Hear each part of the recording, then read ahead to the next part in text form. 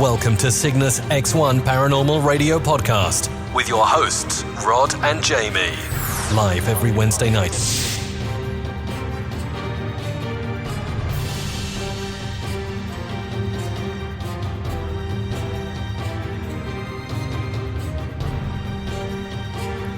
And this is Cygnus X1 Paranormal Radio with Rod and Jamie tonight.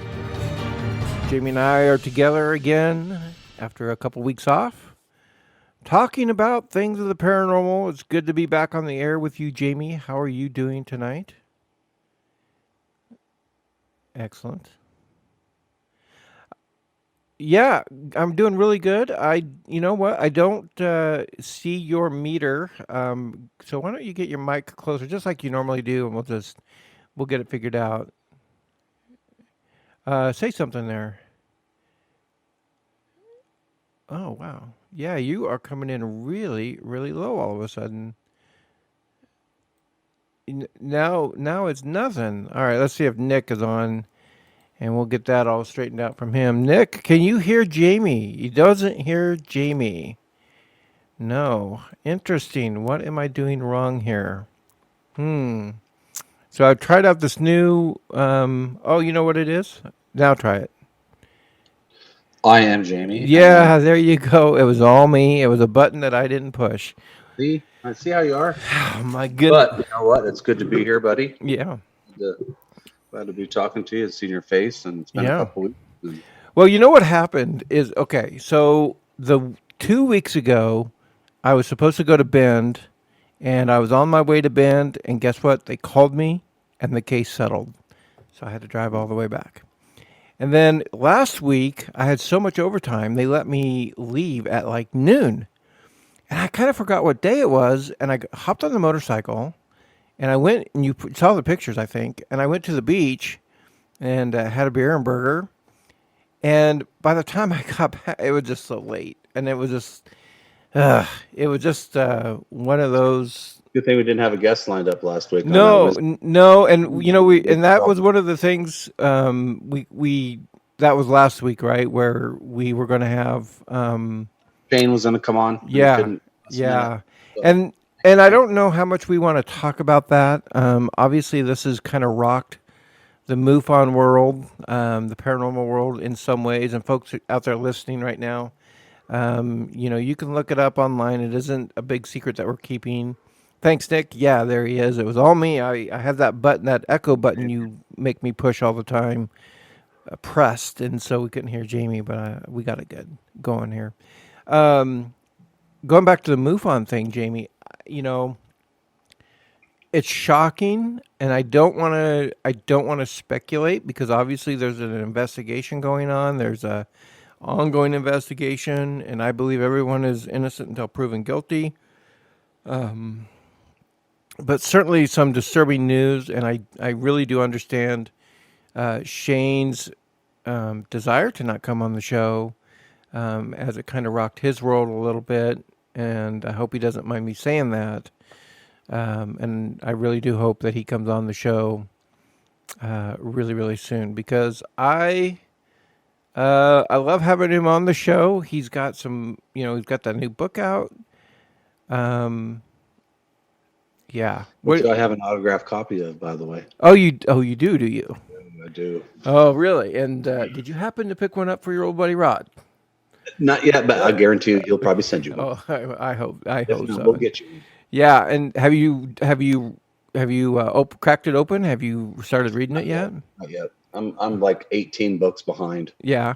And I'm got a lot of books I need to dive into. And tell you what, if I wasn't working through this whole pandemic, I probably would have read every book I had 20 times. But yeah, well, I've been working every day almost ever since it all started. So, hey, buddy, you might get your chance, because I don't, Arizona especially, it's been hit hard again, with up cases, and I think what they're gearing up to do is to bring it all crashing down again. I think they're going to just lock everything down, for whatever reason. I just feel it. I just feel it in my bones, that they're backing off of this opening things too soon. And I don't think so. You don't think so? Absolutely not. They're not going to shut down this again. And why do you think that? They're not going to shut down like they did. And why do you think that? There's no way, not in an election year. No way. Absolutely not. But it is what it is. At this point, it is what it is. Yeah. People are going to die, unfortunately. Like a lot of things, people die from a lot of different things, unfortunately. And I think right now it's just, just do the mask thing, social distance when you go out, and it is what it is. I honest to God think that's what the case is going to be. Not unless it, quintupled everywhere in the whole country instead of just having hot spots here and there. Here's what makes me think that this is gearing up to be politically motivated to shut everything down again until right before the election, and that is the president's sudden 180-degree turn on the stance of COVID, and the mask, and that we don't have a handle on it. Because he sees what the majority of the people are doing, and that it seems to be a general consensus with everyone to wear a mask, and that there's an uptick in the curve of COVID cases. I would not be surprised if there's a federal shutdown, and we have federal officers here in Portland. If you may have heard. We've all heard about it. Yeah, and I tell you what, I get out of Portland as fast as I can in the afternoon. I do not waste any time. Don't hang around there. No. Nick is on the line right now, and I want to say a very special thank you to Nick. He's tuned in, and he is listening to both feeds. We are on WBR FM radio right now. It is 4 a.m., and so if you're up in those wee hours of the morning in the UK, thank you for tuning in. We're glad to have you here on Cygnus X1 Paranormal Radio, and we're live on Spreaker.com, and you can get that link on our website, Facebook website, and our regular website for that matter. And Jamie and I both periodically post our show on there. So if you're listening right now, there's a live chat room open. We'd love to have you come on and comment on the show as we make it through the day. We don't have a guest tonight, so Jamie and I are going to freelance it a little bit. But we have I think, an exciting show set up for you where we're going to talk about pseudo archaeology, and this is one of my favorite subjects in the paranormal world, and even to some degree not the paranormal world, but where the real world and paranormal world kind of connect in some very real ways. And you brought it up earlier, Jamie. You talk about the pyramids, and we talk about other archaeological sites, the site of Babylon, let me get this right here, the Nazca lines down in Peru, Machu Picchu, Easter Island, the Sphinx, the pyramids, Stonehenge. And we're going to talk about all those a little bit one by one tonight. And I kind of want to touch on this one, Jamie, on Oak Island, because I think you know some pretty interesting details about that from your studies, right? You know about Oak Island, right? No, not really. Who am I thinking of? I don't know. I've seen maybe 1 or 2 episodes of that show. I wouldn't go that far. Maybe a half an episode. Okay. Of that show. I mean, I know what what it's about. The base story is about it. About trying to find the Holy Grail. I mean, that's about it. And they always find some kind of little trinket or two. Where'd it come from? But did we have a guest that talked about Oak Island at one time? I don't think so. Huh? No. Well, I'm getting old, getting senile. Oh, I got to show you the shirt real quick. And folks, I know you're riveted to this, but this is my new Dragon Crew T-shirt. Oh, nice. Their mission patch. I love it. That's so cool. Bob and Doug coming back August 1st on the Dragon. So go buy some Tesla stock now. Yeah, exactly. All right. While we're wrapping that up, what's going on in the Phoenix, Arizona Paranormal Society world, Jamie? PAPS, the Phoenix, Arizona Paranormal Society. You know what? Not a lot right now. They're still quarantining. We did a couple cases back in June. then the numbers really skyrocketed. I mean, just 4,000 to 5,000 cases a day. Anywhere from 50 to 100 deaths a day. So we thought it'd be the responsible thing and just hold off again, put everything on hold. So we postponed three investigations, 3 cases back into August or maybe even to September if we have to. So that's really about it. That's all that's going on. We were going to take a team trip up to Virginia City, Nevada, 2 weeks from this week for the 11th annual Virginia City Paracon. It is still going on as of now, but I don't think we're going to go. About 5 or 6 of us have backed out of it, so we probably won't. Nobody will probably go just because of the virus and stuff. It's just not going to worth risking it. So, which is a shame because that would have been really fun to take the team up. Right. Meet everybody and see, investigate some places, really haunted locations in Virginia City, Nevada. So that's about it. We're going to do some online Zoom meetings with a couple different companies and outlets to, question and answer sessions in August and September with the team. Wounded Warrior Project is one of them. Oh, that's a good project. Another really one on the line. Yeah. Just question and answer Zoom meeting, just kind of like what we're doing right now. But as of now, that's really about it. Well, that's pretty good. That's something. Now, you had some news, and I don't know if we can. And of course, we can. I'm open to promoting anything. I don't. It's not like it's. This is the podcast world, and I believe that we should promote each other and support each other in the tasks that we do.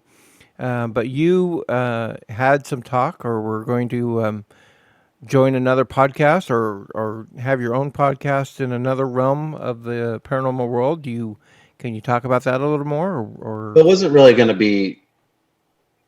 I was just going to be more just probably a guest, maybe on the show, but that hasn't started yet, as far as I know. It wasn't going to be something I was going to do, full time.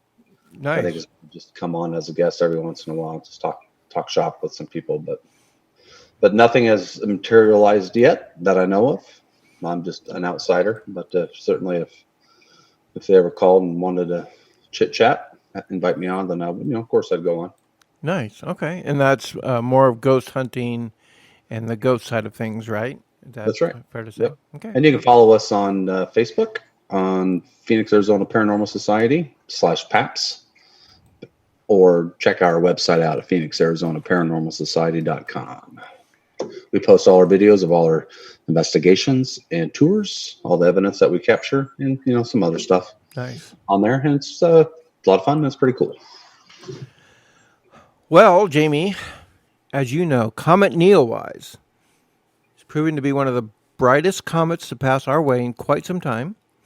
And unlike many celestial objects, Neowise is visible to the naked eye. It can currently be seen in many northern locations about 90 minutes after sunset. If you look to the northwest, find the Big Dipper, and Neowise is just underneath it, and binoculars will reveal even more details of the beautiful tail that it is showing. I went out, I want to say last weekend, Saturday or Sunday, I can't remember. I want to say Sunday, and had a pair of binoculars. Tracy and I went out there, and it's funny because she was, how do I say this?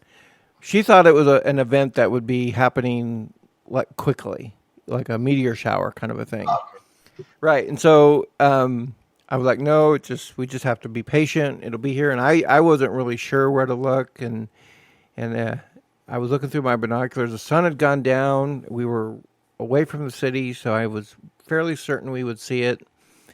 And I finally had found it through my binoculars as I was just kind of scanning the sky. And I mean, it's probably one of the most beautiful celestial events I'd ever seen. I mean, right next to the eclipse, which we were at the, totality of it here in Oregon, and got a good 2.5 minute viewing of totality. Maybe not quite that long, but it was amazing. And, obviously I had my cell phone. I didn't have a camera or tripod or anything that would give me the exposure I needed. But it's something I won't ever forget, hopefully. And never know with my memory. But what about you? Have you gone out and seen it? Yeah, actually, it was up at Miss Laura's house last Saturday night. And after the sun went down, we waited probably about 30 minutes, maybe. We were looking that way, and Miss Laura has this app, and where all the constellations app is.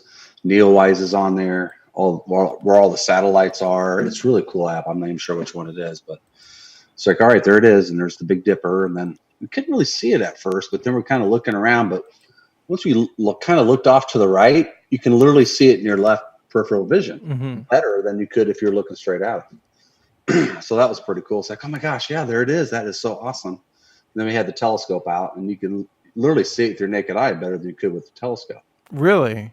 Yeah. Then it was quite the night. I mean, also that night with the telescope, we got a good view of the moon. Jupiter, we saw Jupiter and a ton of moons around it.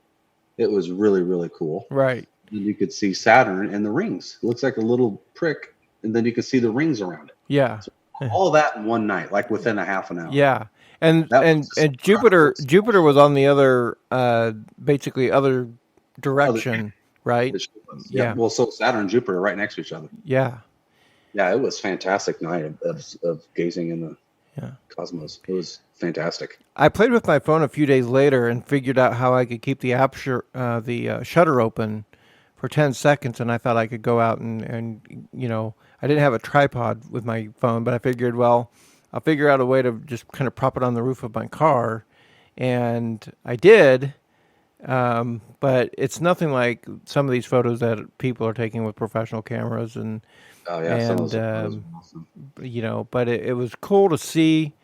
I really loved it. Loved seeing Comet Neowise. Now, folks, Neowise is rising higher in the evening sky as the days go by, and it's going to reach its closest approach tomorrow, July 23rd.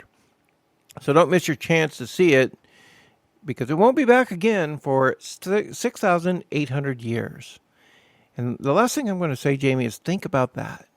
This comet, last time it was here on this orbit around the sun, was before the modern age of man. We had barely invented the wheel. We were still in the Stone Age, at that point. Earth has changed a little bit since it was here last. Yeah. Now imagine what it will be like. Not long? What's that?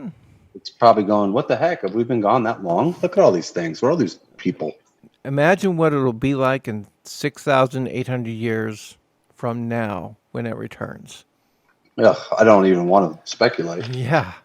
That's a whole nother show. Probably empty again. Probably nobody here again. Yeah. Yeah. It might be just a ball of ice. Who knows? Yeah. Right? Most of us will be on Mars probably at that point. Yeah. Yeah, maybe. Maybe. All right, let's do a couple stories here, Jamie, real quick, as we're getting close to the bottom of the hour. And this is kind of a different show, folks. Usually we only spend about 15, 20 minutes on these stories. But you know what? We're freelancing. We can do whatever we want tonight. Oh, speaking of that, Jamie, on YouTube, we're getting more and more hits on YouTube, folks. If you go to YouTube and look up Cygnus X1 Paranormal Radio, we have 2 episodes on there now, and this episode will be on there soon. And Cygnus X1 Paranormal Podcast, and check us out. Subscribe to our channel. Listen to the shows. What's that now? Hit that bell. And hit that bell. That's right. Subscribe to us. Listen to the shows. We have one from a month ago and one from our last show from 3 weeks ago when we had guest Curry Stegan on. And so we would love to hear from you with those shows. We had Michael Freehawk Polani on the first episode and Curry Stegan on the second. So please tune in. We'd love to hear from you. And Jamie, you have something at your house, which I am coveting. You sent me a picture of it earlier. Oh, yeah, that's yours. Oh, it is. Yeah, I'll be sending that to you. Well, I don't have it in my hand. Oh, okay. You're going to say. I will send it to you. Right. Now, did you get the other things yet as well? No, those I'll be getting those slowly in different shipments. So when I get them all, I'll send them all to you. Cool. So what we're talking about is Jamie has, we have a prototype now. We have a poster, Cygnus X1 Paranormal podcast poster that Jamie has graciously and generously found a vendor to make, and he's going to send me a copy. Would you sign it for me before you send it to me?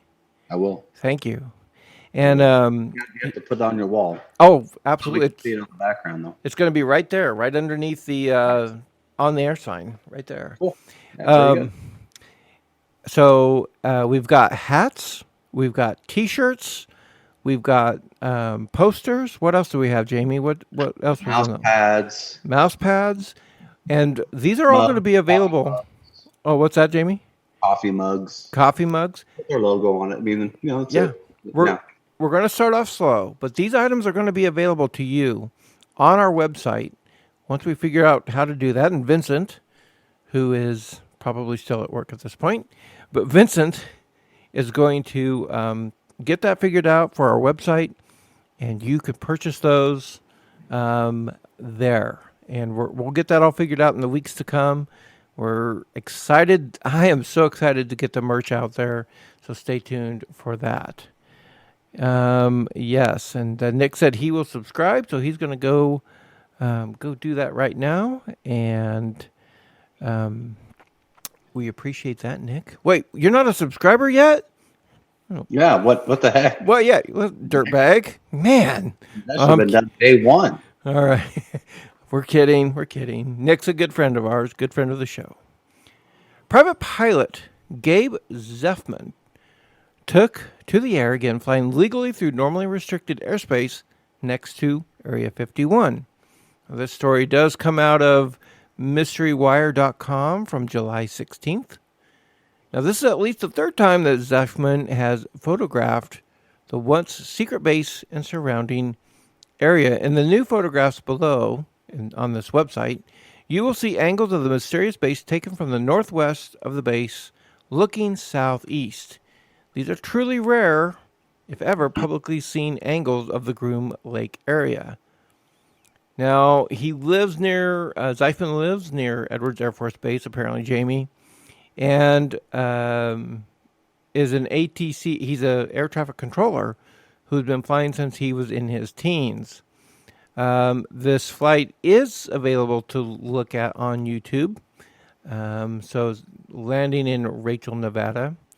And he apparently told Mystery Wire, as he flies along the truly restricted border, his main thought is just being careful to not cross. He said if a pilot were to cross into restricted airspace, it would end up being a very bad day. He gave Mystery Wire a long but good answer about what he believes would happen if he had crossed the line.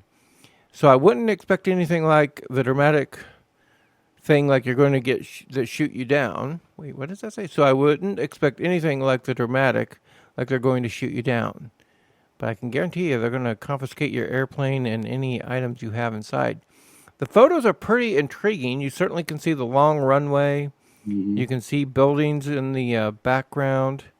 And I've noticed some different structures from other, Google satellite views to current views as well. So very, very interesting, kind of pushing the envelope a little bit at Area 51.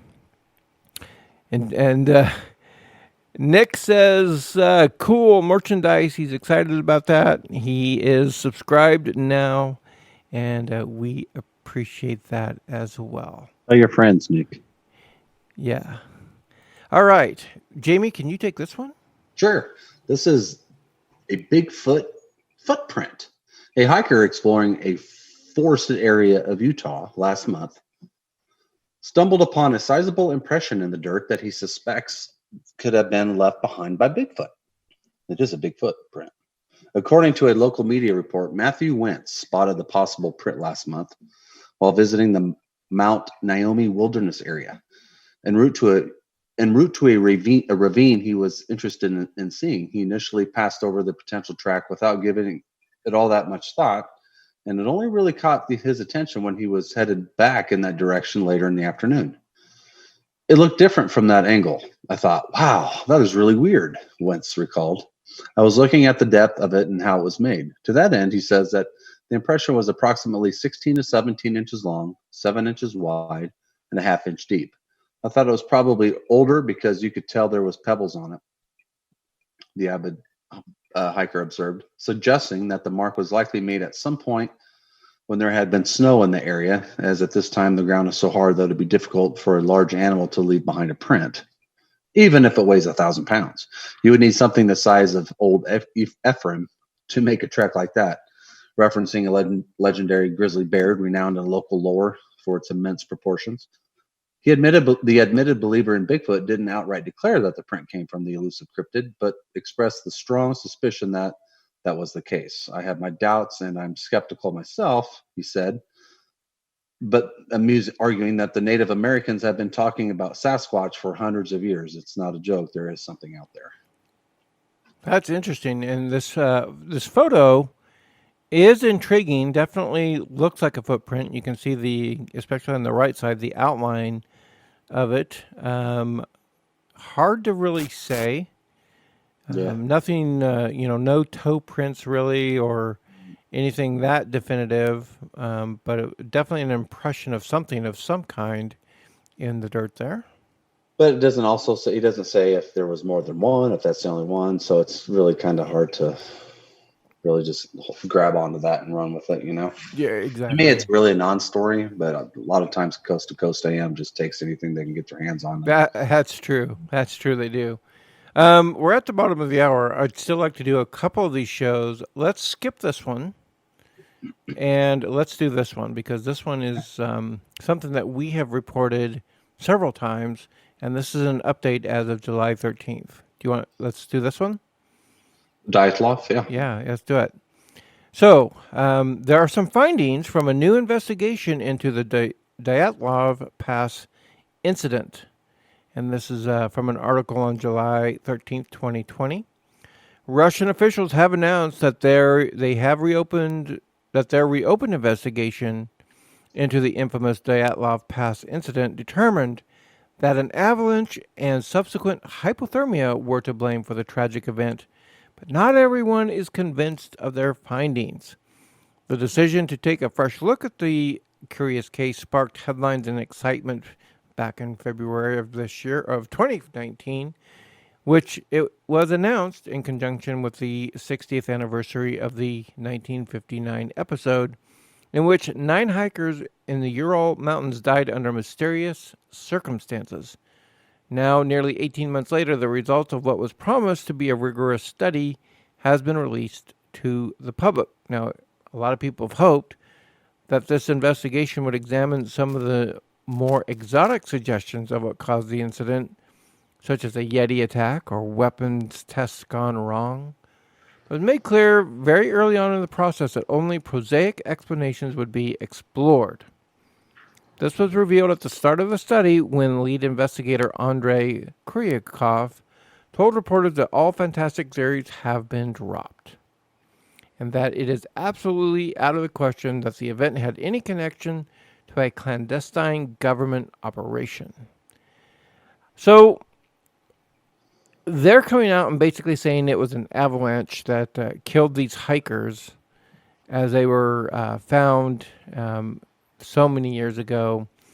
And I don't know if I buy that because of everything that I've read about that incident, including articles, other kinds of articles and photos. I don't know if I'm buying the avalanche theory, because you would have thought there had been evidence of that when they discovered the campsite itself.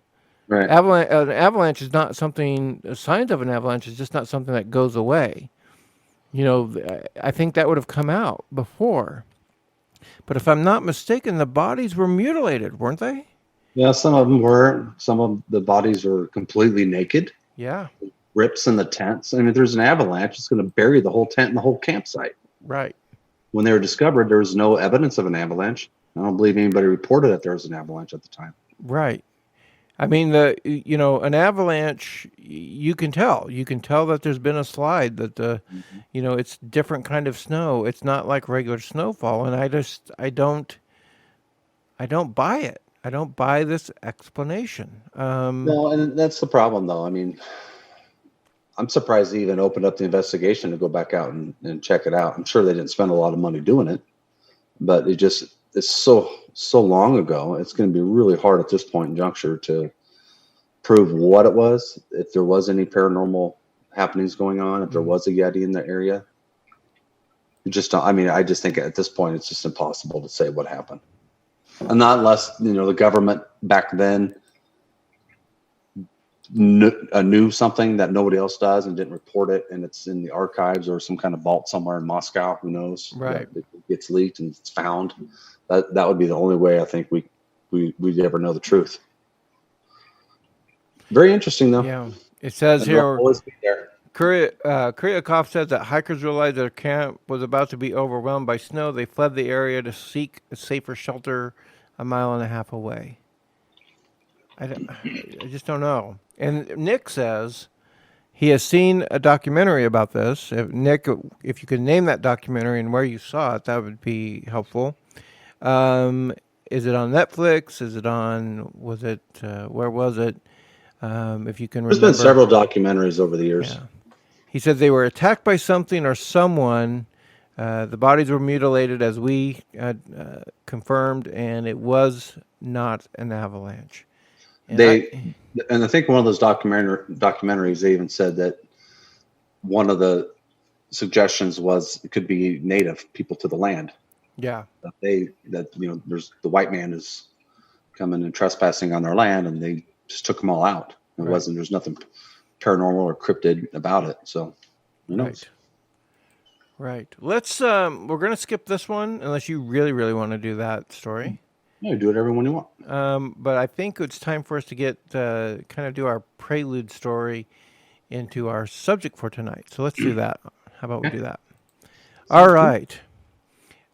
This is going to lead us into our main subject for tonight, which is pseudo archaeology. And Jamie and I are going to talk about several aspects of pseudo archaeology and specific subject matter when it comes to pseudo archaeology as well.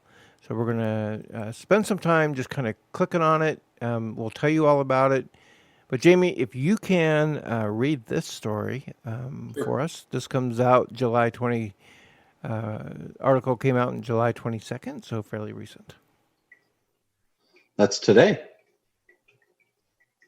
Researchers from the Israel Antiquities Authority, so very, very recent, and Delhi College have found ancient rock art that was created by a mysterious culture. Around Golan Heights and the Galilee area in Israel, several rock structures have been discovered that date back thousands of years. However, very little information is known about who created these structures that are called dolmens, which are giant megalithic burial tombs with huge flat stone that is laid on top of the ones that are upright. Thousands of these megalithic structures were constructed in the northern part of Israel and the wider region between 4,000 to 4,500 years ago during the Intermediate Bronze Era. The rock art that the researchers discovered on 4 dolmens included geometric shapes, animals, and a human face. A picture and a video can be seen here. Professor Gonan Sharon, who is the head of the MA program at Galilee Studios at Tel Hai and who co-authored the paper, explained this further. Several years ago, a panel of rock art engravings was discovered on the inner wall of a huge dolmen in a field surrounding Kibbutz Shamir.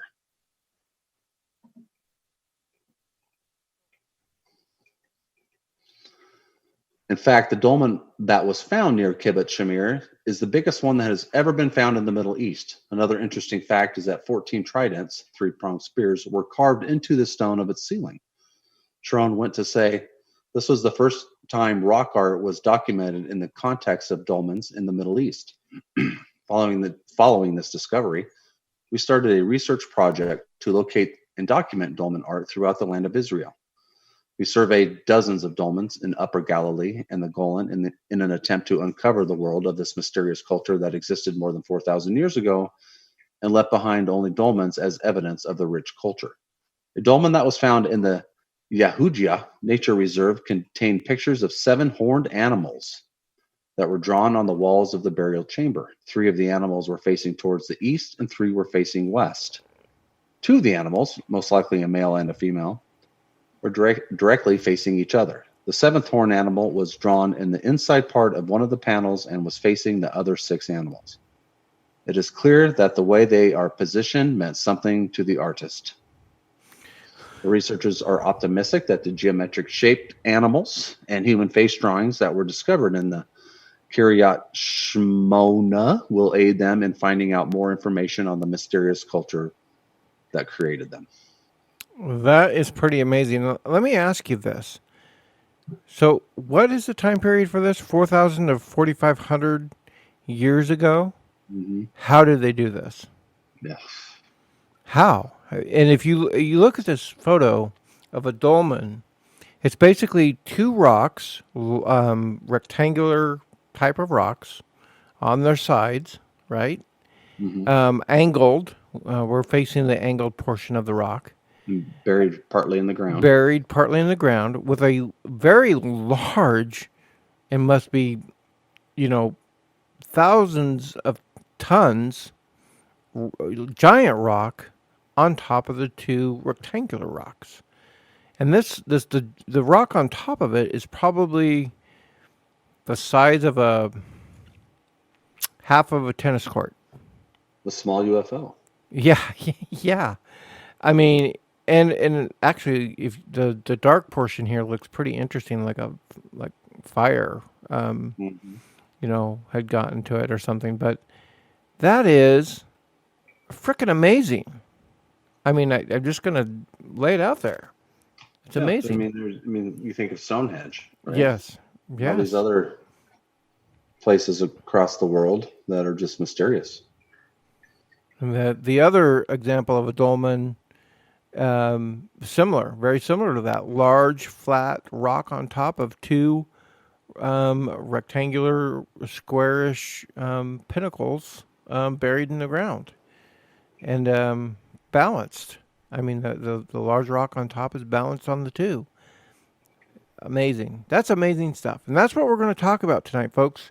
When we return, we're going to talk about pseudo archaeology. We're going to take a breather. We're going to take a quick, let's do 5 minutes. So we're going to do this one here, Jamie. Yeah. And we'll do 5 minutes, folks. We'll be right back here on Cygnus X1 Paranormal Radio. Stay tuned, everybody. We'll be right back. Welcome back, my friend. Did you get something to drink? Get yourself something to eat there? Eat, just reloaded my drink. Well, yeah, me too. Actually, what did I do with it? Oh, I didn't. Oh, I left it downstairs. That's hilarious. That's the life you lead when you do this from home. You just run around like crazy and hope you don't run out of time, and you run upstairs and forget your drink. Well, that's all right. We'll get by.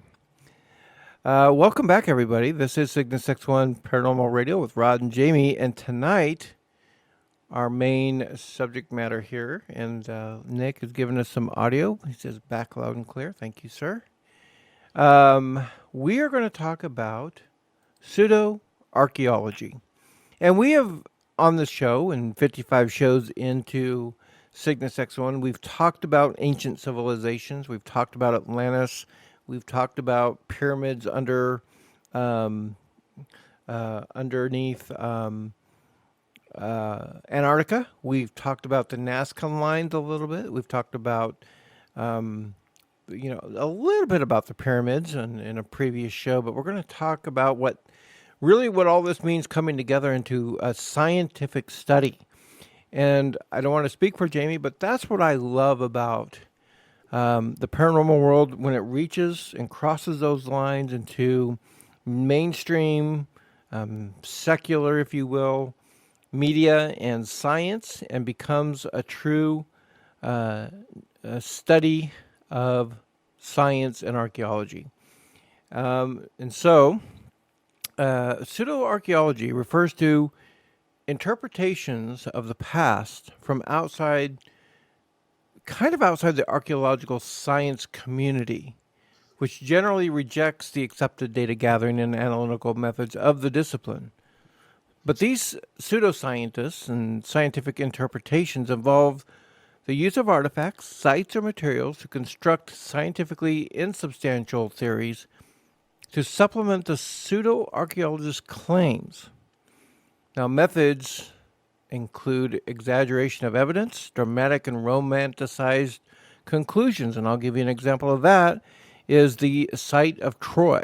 We all know the story of the fall of Troy and the Trojan army and the Greeks with the Trojan horse, of course. I did not mean for it to sound like that, but the Trojan horse, and now I can't get it out of my head, of course. But the Trojan horse in sacking of the city of Troy was found in a site on Hisarlik, Turkey, by Heinrich Schliemann, and of course he romanticized it. There was evidence that what he found wasn't Troy, but it was just a later city built upon. It was really what he found was too early in age, or too late in age to be the real Troy time period of Homer's Iliad. There was subjection that he planted some of the gold jewelry that was found at the site. So that's what they mean by this romanticized conclusions, use of fallacy, fabrication of evidence. But there are some sites out there, and we're going to talk about them tonight, which are pretty interesting. And a couple of them that I like, Jamie, that I'm going to talk about first, and then we can talk about ones that you want to talk about. But I want to talk about the Tower of Babel. Okay. And that one is, if you don't know the story, of course, the Tower of Babel was built in following the Great Flood. It was according to the story, a unified human race in the generations following the Great Flood, speaking a single language, migrated eastward, come to the land of Shinar. They agree to build a city and tower high enough to reach heaven. And God, observing this city and tower, confounds their speech so that they can no longer understand each other and scatters them around the world. Now that's the simple biblical mythology behind it, or faith-based story behind it of the different languages that were created.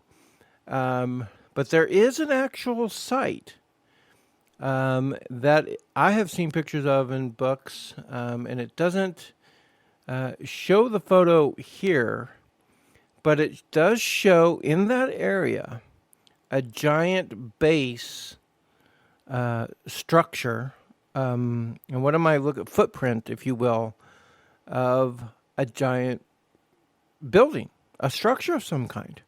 And they believe, of course, that this was the Tower of Babel. Are you still there, Jamie? Yeah, where was that at? Where did they find that at? They found, and it's not maybe in this article. I have it in one of my, in a book I have. I think it might be that Mysteries of the Unexplained book that I have, and you can actually see a photo of that footprint. And I was hoping that it would be in this article, and I don't see it. That's okay. Didn't mean to throw you off track. Yeah. I don't want to get too stuck in the weeds with it. But that really, as a young man reading that article, reading that chapter of that book, really got me into this kind of pseudo archaeology kind of deal. And of course, in our generation, we know of the Ark of the Covenant, the movie Raiders of the Lost Ark, and that's another form of pseudo archaeology as well. Not so much an archaeological site, but maybe an object. And pseudo archaeologists talk about objects as well. And that also brings us into Noah's Ark. And Noah's Ark is just a, everybody knows the story of Noah's Ark and what that was. And now they seem to think that there is in the area of Mount Ararat a structure that is made of wood, the approximate or actual near length as Noah's Ark would be, in the shape of a boat. There's obviously some controversy behind it. There have been carbon datings of the wood that's been found at the site, and they do agree. They disagree on the carbon dating of the wood that was found there, and but definitely. Number one, it's very difficult to get there to where this archaeological site is, and you have to have permission from the government, the Turkish government, to go. I believe it's in Turkey. Yeah, it's in Turkey. Yeah, to go there and study it, which leads into more speculation, if you will. But very, very interesting type of pseudo archaeology. I've lost the main article. I don't know why, where it went. Give me a moment, Jamie, and just give me your thoughts on pseudo archaeology while I find it again here. We'll bring it up. Well, pseudo archaeology is basically the thought that it's kind of like Occam's razor, right? Yeah. Whatever makes the most sense, that's it. That's what it is. So you need tinfoil hat wearing conspiracy theorists. Whatever they think of what actually happened at that site is nonsense because it's not proven scientifically. Right? Right. So let's visit Noah's Ark. Okay. Kind of trying to figure out what the pseudo archaeological whatever the issue is with that. I mean, I don't think there's anything that it's truly Noah's Ark. I mean, is that what's in question here? Right. Yeah. So, or that it's just something that, I mean, because if you think that's Noah's Ark up there, then you have to admit that there was a great flood. So right. I'm trying to understand what the whole point is about that Noah's Ark being part of the realm of pseudo archaeology. So it's because it isn't based on scientific fact, and that part of that is because we're looking at the Bible, if you will, and just like any other written form in the pseudoscience kind of realm, it's just like the Iliad. If you and those of you out there, I'm not comparing the Iliad to the Bible. And by any means are we not here to insult your religious beliefs or disbeliefs or agree or disagree about that. But what makes it pseudoscience, Jamie, and this is my answer to it, is pseudo-archaeology is because it's searching for something that is based off of a story. And it's just like Homer's Iliad. We all know the story of the fall of Troy. Do we believe that Troy was this magnificent city built along the city or the sea with walls that were impenetrable, a war that went on for 11 years from the Greeks and the Romans? So it was maybe a little bit of truth that morphed into a story or a fiction or a myth that had some truth behind it. And so maybe that, and so that's pseudo-archaeology. And so what makes Noah's Ark pseudo-archaeology is maybe it's a story based on a little bit of truth. And the only reason why I say that is because the story of Gilgamesh in other cultures closely follows the story of Noah's Ark. That's something that happened that caused a flood, an ark of some kind, a boat was built to save people. And so maybe there's a little bit of truth behind the story, behind the myth. And I believe that's what makes it fascinating for archaeologists and pseudo-archaeology. That make sense? Makes sense. Yeah, to me, pseudo archaeology is more like, it's more paranormal, I guess, in Sure. nature. Sure. Like the pyramids. Science proves that the pyramids were built by humans, right? And all we hear about is the pyramids being built with the help of aliens, right? That's all we. Right. So that would be considered pseudo archaeological because there's no proof to that aliens helped build it, that humans actually probably did build it. Yes. Well, let's talk about Puma Punku before we talk about the pyramids, because I do want to get there with that. And so let's talk about Puma Punku. Is that right? Am I saying that right? Puma Punku. Puma Punka. Mm-hmm. So it is part of a large temple complex or monument group that is part of the Tiwanaku site near, Tiwanuku in western Bolivia, and it is believed to date AD 536 and later. Now, you knew when you saw this on our list, you knew a little bit about it. What is where do we get into the realm of just the stones that were used to build this site? Okay. By the ancient civilization that was there. Okay. The stones that they used to build their walls and structures were all cut with precision, some kind of precision. I mean, right angles. It looked like a laser cut these. And I think, if I remember right, the rock stone block was not even close, quarried close to the site. It came from thousands, maybe hundreds or thousands of miles away. Right. So these are huge.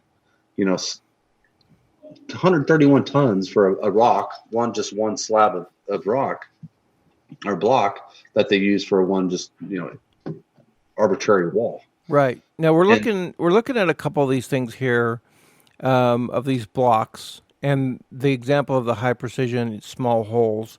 And you got to admit, I mean, I don't care who you are. This, how long ago was this? How many? 1,500 years ago. Yeah, 1,500 years ago.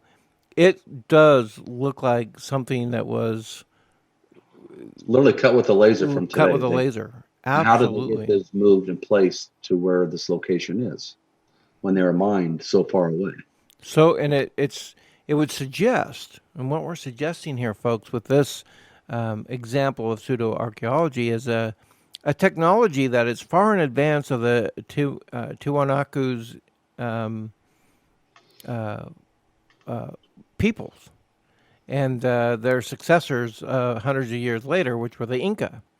Some of the stones are in an unfinished state, showing some of the techniques possibly used to shape them. And they were initially pounded by stone hammers, possibly,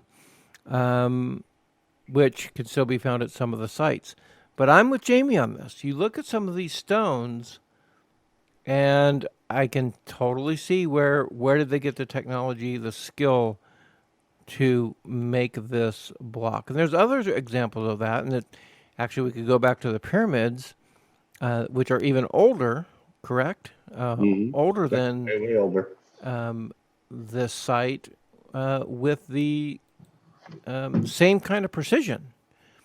The Egyptians were, if they weren't helped by another kind of entity or teachings, aliens, if you will, they were far ahead of their time from a technological standpoint. Let's talk about another one. Do you want to talk about Stonehenge? Stonehenge. Yeah, let's go to Stonehenge since we were kind of talking about. Yeah, let's talk about Stonehenge.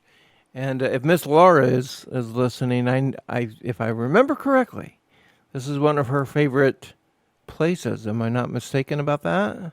Well, yeah. I mean, just because of the mystery of it all. Yeah. She's never been there. Oh, what? No, just like me and you, buddy. Never been there. Oh, no, I've been there. Oh, have you? Oh, I've been there twice. Jeez, I did not know that. Yes, sir. Look at you. Yeah, I've been there twice. Where? What's that now? World traveler, you. Yeah. Specifically, the one trip that I went on with my ex, We went to Stonehenge on a cloudy, rainy day in England. Favorite. Go imagine. And the next time I went, guess what? It was a cloudy, rainy day. But you can't help but feel in awe and disbelief of this site. And you and I have probably read as many theories and discussions about Stonehenge, but how? What was it? Well, we all know what it was. It was a at least in one degree, a way to celebrate the solstice time of year, correct? The mid-year point, winter and summer, right? Yes, That's right. that is correct. There are some theories out there that say that it was a Druid site, and that it was obviously, maybe another kind of site before it was Stonehenge as we know it today. Well, they just recently discovered something about it, that there was another, like a layer or encirclement of stones around it, just in the last couple of weeks. Really? So I didn't really read much about it, but let's see if it mentions it here. Nothing here, but that doesn't mean anything. In 2014, though, the most recent study, or the most recent thing I have here, is a 2014. This was just in the last month. Okay, really. Yeah.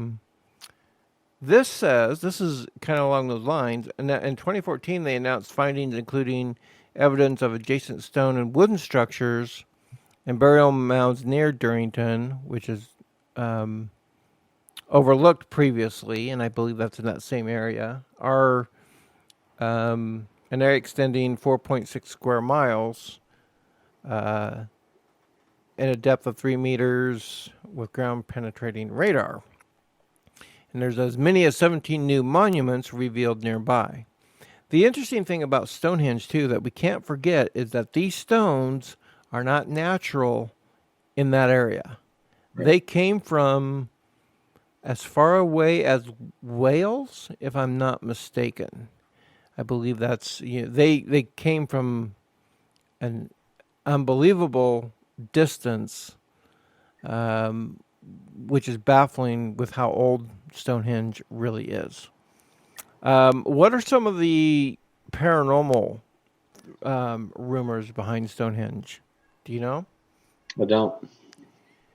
I really don't know. Other than the mythical, magical side of things, King Arthur a little bit, Merlin, the magical witchcraft property, and I don't mean that in a bad way, but the magical side of things with Stonehenge, I think, fall into that realm of paranormal, and perhaps maybe it's even better to say a time when men and women were more in touch with nature and were able to tap into those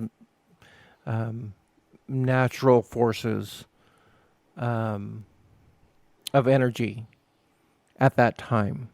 I think that would be a great way to equate that a little bit. Yeah, no, I agree with that 100%. Yeah.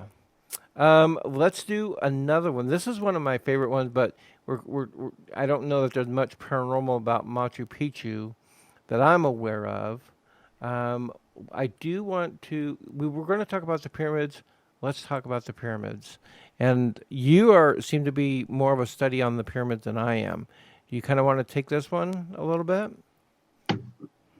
Yeah, I mean the pyramids. Well, we decided they were built 4,500 years before BC. Is that right? Is that old? Let's look here.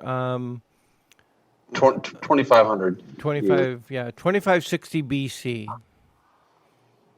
Yeah, I mean the Great Pyramids. They were the tallest man-made structures in the world for more than 3,800 until the Lincoln Cathedral was finished in 1311. Boy, is that still around? I wonder. Yeah. It's estimated that the pyramid weighs approximately 6 million tons. That's crazy. And consists of 2.3 million blocks of limestone and granite. and some weighing as much as 80 tons per block. Now, that's a lot of weight, and that's a lot of tonnage per pyramid. And I could see how all these people would think that, well, aliens obviously helped them, because how are they going to get them up there? How are they going to construct these huge pyramids with just men? Men, thousands of them working day after day in an organized manner, where you got to feed them, and house them, and just for however many years it took, 20-year period. Right. To build yeah, these. Yeah, that's what I was going to say. Was I guess, none of us were alive back then. Yeah. I mean, if we did that same thing today, maybe we could, erect something with ropes and levers and pulleys and stuff to build something like that and move these 80-ton blocks easily. If we don't try it, we'll never know. So it's hard to say. I can understand where people think that there was alien intervention. That's not for me to say if there was or not, but right. 24/7, 20 years, you can probably get a lot done. My thing is, how are you going to feed all these people? Well, there's a couple things about the pyramids which are interesting. Is that there are some astronomical properties to the pyramids and where they're placed, which get their place, but yeah, because this isn't the stars of Orion's belt. That's right. And the shafts and tunnels within the pyramids themselves are at certain degrees or degree of angles, and shoot out to the North Star. And it's crazy. It really is. I mean, that's a lot of genius engineering, right, to build this and to entomb everybody and everything that's in there. It's crazy. Yeah. When you think about it, all this stuff. I mean, even today's day and age, it takes a lot of engineering and ingenuity and brilliance. Yeah. To put something like that together and construct that. I will point out one other thing, is that there is certainly a similarity to how the Egyptians, especially with their gods, painted their Egyptians very, very similar to what we know as the Greys, in similar, lengthy arms, body form, and head structure as well. Just some interesting similarities there. That's all I'm saying. That's all I'm saying. All right. You're a pseudo archaeological tinfoil hat wearer, conspiracy theorist. Yes, exactly. All right, we're gonna do about 20 more minutes here. Let's talk about. I want to talk about some other. These are legitimate, by the way. What we're talking about, legitimate archaeological sites. So let's talk about some less legitimate ones that we were going to talk about as well. Let's see. Mound builders. You want to talk about the Bosnia pyramids? That's more of nationalistic. And what we're talking about, folks, are examples of, for example, the Vikings are more and more thought to have discovered the Americas long before Columbus and that group of people. And there are Kensington runestones in Minnesota that are held to prove Nordic Viking peoples in that area, and also Nova Scotia and that kind of area. When we talk about pseudo archaeology in the paranormal world, though, we talk about places like Atlantis. And I don't want to beat a dead horse with Atlantis, so we're not going to talk about it too much, but we all know the story about Atlantis. Another story written by Plato of a location that to this day has not been found. There's theories all over the place, but has not been found. One of my favorites is that that I like, and I don't know if I subscribe to it, is that maybe Antarctica was Atlantis from a age even before written word can remember. And it has just been passed down verbally for years and years. And that's where all this kind of comes from anyway. What say you, Jamie? I've never heard that theory. Yeah. It's feasible, I suppose. Maybe before a polar shift or magnetic shift. Right. There is evidence of Antarctica being a much warmer climate at the very, very least. Mm-hmm. And so, with the discovery of pyramids in Antarctica, which we've talked about on the show before, that maybe that is the beginnings of Atlantis.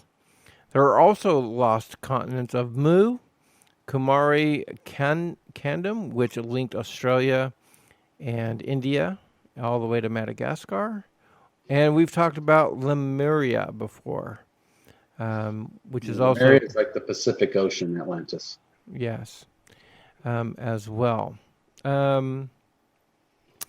This is one that I want to talk about here, and it's the ancient astronaut theory regarding the Mayan ruler Pakal II. So when we talk about ancient astronauts, I mean, I'm not saying it was aliens, but it was aliens. Yeah. Oh, sorry. Which I love that show. I'm just going to tell you right now, I do watch Ancient Aliens. Good show. Yeah. But a lot of people don't not like that show. I mean, true archaeologists hate that show. They do. Because they paint the picture that there was no true archaeology back then, that you guys think it was just all fake and all aliens that did everything. And you're absolutely degrading archaeology as a whole. Right. I get it. I get it too. But that's boring. That wouldn't make fun TV. That's right. And I like their intro, the music. Yeah. But what do you know about what is your, just off the cuff, what are ancient aliens for the folks out there, maybe who haven't listened before? What is ancient aliens? What are we talking about? Ancient aliens are aliens who were around helping early humans figure out how to do stuff on this planet, like build things and carve things and stuff like that, like the pyramids, right? Maybe like the Nazca lines, right? Yeah. Those are supposedly made by aliens or gods from the skies. So when they're flying by Earth, they can see these creatures embedded with stone on land in an arid region of Western South America, that this is where you need to go. This is where we're at. Right. So, ancient aliens are just aliens who have been around forever and helped the early settlers of this planet. So let's talk about evidence of that. And there is archaeological evidence, true archaeological evidence showing, and we're not just talking about one region, like the Mayans or the Incas, or there's even in Mesopotamia, there is a relief, a piece of art that shows an ancient astronaut. Clearly, it's a flying object in the sky, not a star, not the sun, not the moon, but it suggests that aliens came to Earth long ago, citing artifacts such as a ancient Mesopotamian cylinder seal. And what gets me, Jamie, and what I want to bring to your table is that how can cultures from different parts of the world, no contact with anybody else, have the same theory of aliens, of helmets? You see the paintings of aliens with helmets on, or spacecraft, and that is fascinating to me, because it gives me some credence, some true, realistic argument that ancient aliens are real. Yeah, they have the same paintings, wall drawings, all across the globe, of the same being, like you said, with the big helmet, the big eyes, maybe things sticking out of your head or whatever. Right. Yeah, it's not like they had Facebook back then and telephones where they could take pictures and snap it to each other. It's great. It's kind of like the phenomenon of alien abduction. Right. people all over the world have different races and creeds had the same exact thing happen to them. Right. And so it is very interesting that somebody from Mexico to South America to Africa to Mesopotamia, Middle East, could all have the same drawings of these creatures or whatever they were, ancient aliens or gods in their eyes. Actually, that's really what they were. They were gods, not really. They didn't know them as aliens. They just thought they were gods coming down. Well, one of the things too about you mentioned, peoples of Africa. One of my favorites is the Dogon people, and I'm just doing this off of memory, but the Dogon people not only knew about a star system, about the Sirius star system before it was named or discovered. Well, they knew, of course, Sirius is the brightest star in the sky.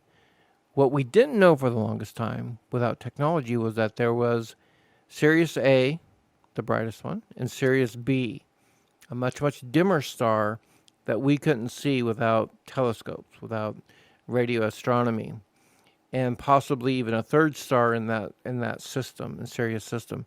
The Dogon culture, however, knew about 2 stars in the Sirius system.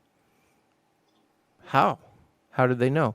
They also have stories and passed down stories of the Dogon culture of a reptilian race that had visited them and told them about their star system of Sirius, which I think is fascinating in itself.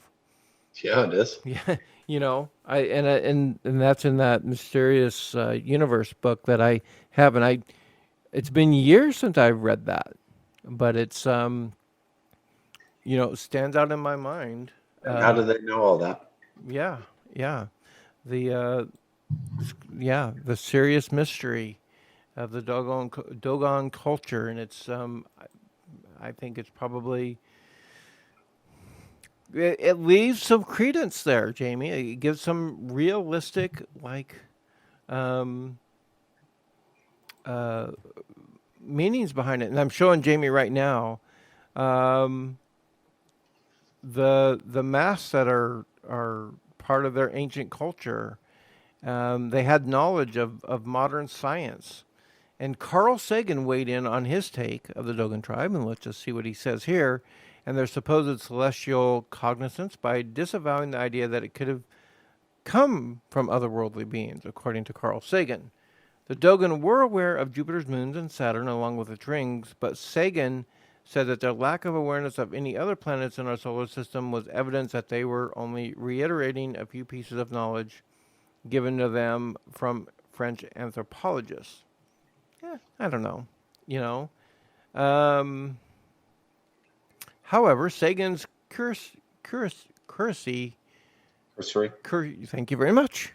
His analysis of the Dogon did not touch upon the fact that their knowledge of the Sirius star system was represented in 400-year artifacts, nor did he acknowledge their understanding of subatomic particles, and their theory of the universe's creation was similar to the Big Bang. And that I did not know. Yeah, it's crazy. So who were these Sirius star aliens that this tribe met more than 600 years ago? The Dogon referred to them as the Numos, or the Nomos, beings that were mostly aquatic, but were also mobile on land. They appeared only to a small sect of the Dogon tribe, because extensive contact with humans would have been a negative impact on their well-being, and probably ours as well. In some accounts, the Dogon speak of the Nomos as being non-physical. That's pretty compelling in my mind. In my mind. All right, we'll move on from that. We've got about 8 minutes to go, so we'll wrap it up with a couple, maybe one or two more here. Jamie, you pick one. What is something that you would like to talk about? Do the Maui. Where's that one at? Easter Island. Do you see that on there anywhere? Oh, the Easter Island? Yeah. All right. Yeah, it's here. Let's talk about the Maui. Easter Island. Here we go. There it is. All yeah, right. That's incredible. Okay. I mean, those have always been one of the most fascinating things to me. Okay. If none of you don't know what the Easter Island is, it's an island in a special territory off of Chile in the southeastern Pacific Ocean at the southernmost point of the Polynesian Triangle in Oceania. Easter Island is most famous for its nearly 1,000 extant monumental statues. You know, those big statues with the faces on them? They're called the moai, created by the early Rapa Nui people. I think I'm pronouncing that right. Yeah, I think you are. Yep. In 1995, UNESCO named Easter Island a World Heritage Site, with much of the island protected within the Rapa Nui National Park. So it's believed that the Easter Island's Polynesian inhabitants arrived on Easter Island somewhere near 1200 AD, and they created a thriving and industrious culture, as evidenced by the island's numerous enormous stone moai and other artifacts. However, land clearing, the cultivation, and the introduction of the Polynesian ride led to gradual deforestation. So by the time the Europeans arrived in 1722, the island's population was estimated to be down to 2,000 to 3,000 people. European diseases, Peruvian slave raiding expeditions in the 1860s, and emigration to other islands like Tahiti further depleted the population, reducing it to about 100 people in 1877. Wow. Yeah, that's crazy. Right. But, you know, the question is, what are these statues and why are they there and who made them? Right. Let's talk about the moai if we get a moment here. Let's really quickly just find let's just see if there's a link to it here. Because the moai are fascinating, and here we go. This is going to talk about the moai. They're monolithic human figures carved by the Rapa Nui people on Easter Island, as Jamie said earlier. Nearly half are still at the Raraku, which is the main moai quarry.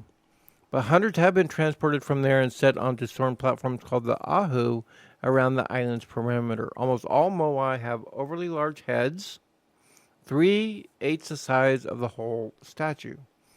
And the moai are chiefly the living faces of deified ancestors, according to this article.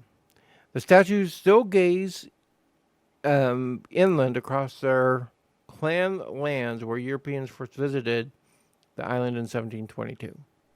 But all of them have fallen by the latter part of the 19th century. I think a lot of the question was how were they made? How long did it take to make them? And what are the properties behind it? I mean,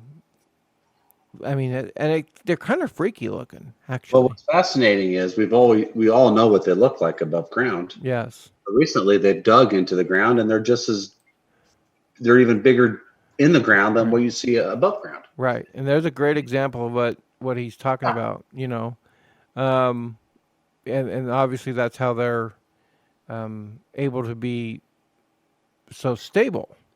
Of course, they have been toppled before and broken. But I think it says something about a people and belief and what they can do, and motivation. We're kind of getting out of the realm of the paranormal a little bit here, but I think it's pretty fascinating just to say, maybe it was something that was passed on, and this is we're going to wrap it up here a little bit, next 3 minutes. But Jamie, I want to pose a question to you, because we talk about pseudo archaeology, but I want to pose this because this is something that I've thought about. The Earth is only, correct me if I'm wrong, 13 billion years old, or is that the universe? 13.5 billion now. Yeah. Or yeah. In that time of the Earth's formation, it has gone through several evolutions, if you will, of growth, of life, of devastation, ice ages, where nearly the entire planet was covered in ice, back to a warm climate where there was life again for millennia, and then back to the age of the dinosaur, 64 million years ago, destroyed by what everyone now has agreed that it was a asteroid or comet that hit the Earth in Mexico, destroyed, 98% of the all human life. The only thing to come out of that were mammals, warm-blooded mammals that were able to burrow in the ground or in the sea, and hence the next evolution of life. I want to ask you this. In all that time, in all that evolution of life, we've only been here for a very, very short amount of time. Who's to say we haven't been visited? That this wasn't a place of refuge from aliens or from a culture much, much older, a civilization much, much older than us, or even ourselves becoming so technological advanced and then destroyed. And now we're back on that rebuilding of our race, of the human race, another version of the human race again. And I think about that a lot, and I find that a fascinating